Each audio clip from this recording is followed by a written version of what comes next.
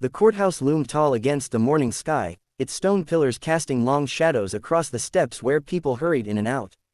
Inside, the air buzzed with tension. Lawyers in sharp suits clutched their files tightly, police officers kept watch near the doors, and anxious families whispered in corners, waiting for their cases to be called. Among them, a young lawyer stood quietly, adjusting his tie for the third time. His heart raced, not from fear alone, but from the weight of what this day meant. He had studied every detail, memorized every fact, and prepared for every argument, yet the heavy silence of the courtroom still pressed down on him like a storm cloud. He knew that once he walked through those double doors, there would be no turning back. This case was not just about his client's fate, it was about proving himself in a place where few believed he belonged. Taking a deep breath, he gripped his files tighter and stepped forward, the echo of his shoes on the marble floor marking the beginning of a battle that would change everything. Inside the courtroom, the atmosphere was heavy, almost suffocating. The judge sat high on the bench, her black robe flowing neatly around her as she observed the crowd with sharp, calculating eyes. Every movement in the room seemed to fall under her gaze, and when she shifted slightly in her seat, the entire courtroom fell into a hush. The defendant, a wealthy businessman known for his influence in the city, sat confidently at the defense table. His expensive suit and polished demeanor seemed almost theatrical, as though he believed the courtroom itself was a stage built for him. He leaned back casually, a smirk tugging at his lips, whispering to his attorney with an air of arrogance. It was clear he thought the outcome was already written in his favor, that money, connections, and a high-profile lawyer would protect him, as they always had. Across from him, the young lawyer adjusted his papers, his jaw set with quiet determination. He knew what was at stake, and though his hands trembled slightly under the table, his eyes stayed locked on the man who thought himself untouchable. The judge struck her gavel lightly to call the room to order, and the silence that followed was sharp, almost electric.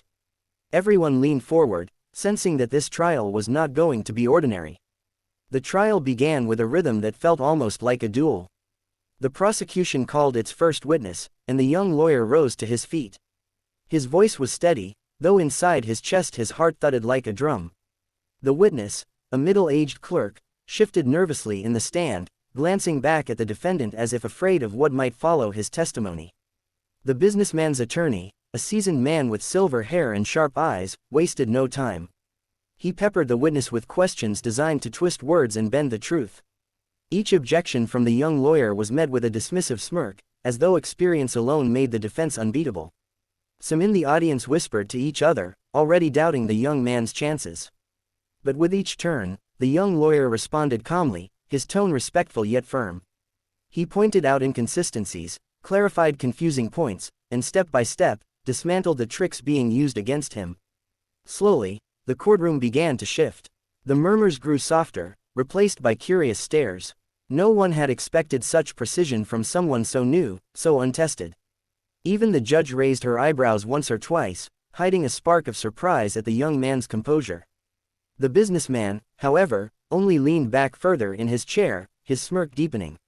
He whispered again to his lawyer, the smug confidence of a man convinced that money and influence would always win. For now, the trial pressed forward, but the tide was already beginning to turn. Midway through the proceedings, tension reached its peak. The defendant lounged in his chair, lips curled in a smug smile, as though the entire trial was nothing more than an inconvenience. He leaned toward his lawyer and whispered with quiet laughter, confident that victory was inevitable. For years, money had shielded him from consequence, and he believed today would be no different. But then, the young attorney rose from his seat. His hands no longer trembled as they had that morning. Now, they were steady, his movements deliberate.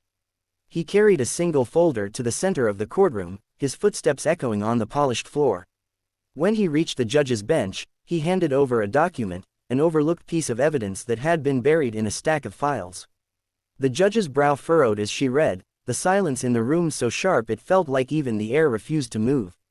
A collective gasp rippled through the spectators as the lawyer revealed the truth aloud, proof of bribery and fraud, signed and sealed by the defendant himself. The businessman's smirk vanished in an instant, his face draining of color. His lawyer shot up from the chair, stammering objections, but the young attorney was already a step ahead.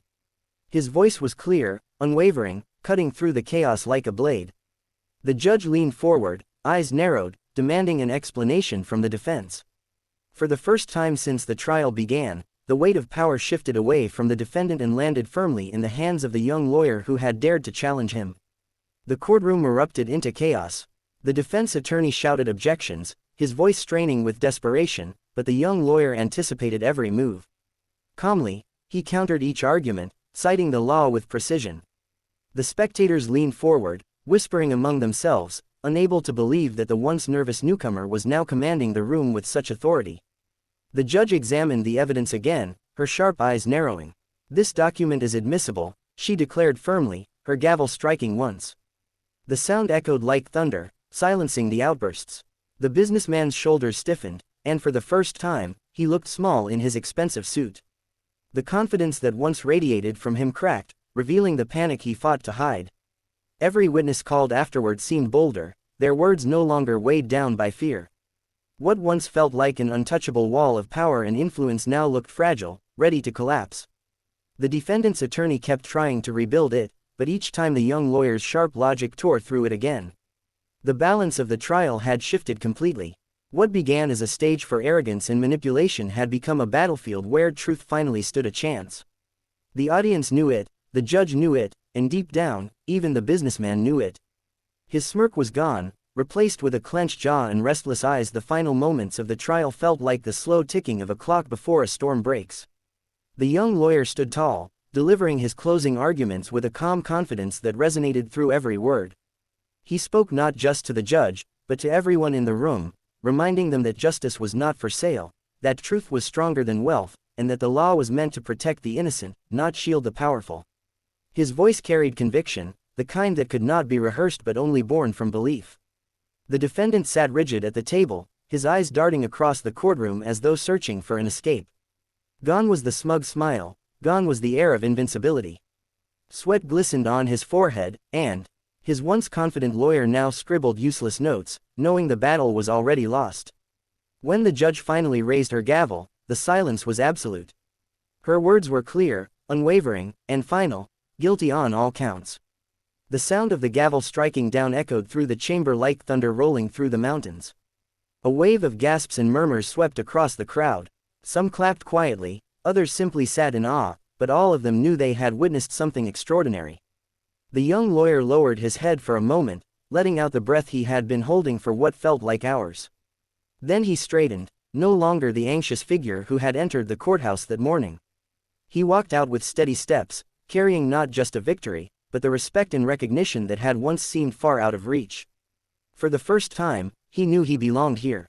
And behind him, the mighty businessman, once untouchable, was led away in handcuffs, his empire of arrogance crumbling with each step.